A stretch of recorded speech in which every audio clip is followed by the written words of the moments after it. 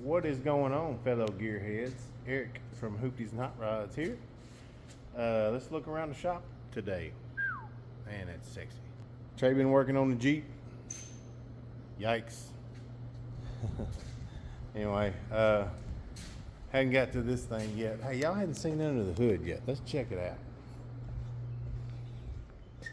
Got the old Oldsmobile small block 403 in it. Pretty cool, pretty cool. Anyway, so a little more done. New fuel tank for that Ford. Got parts on order for the other Ford. Finally got the Alloy Works radiator installed. All of fenders done. Fender wells.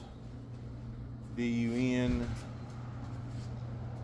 Looking mighty fine. Had to custom make us some brackets for the radiator, or as Trey likes to call it, the rad. The Rad. That's a good movie. Rad.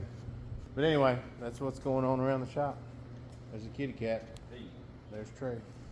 Kitty cat. Trey. Trey. Kitty cat. Hoopties and Hot Rods. Deuces.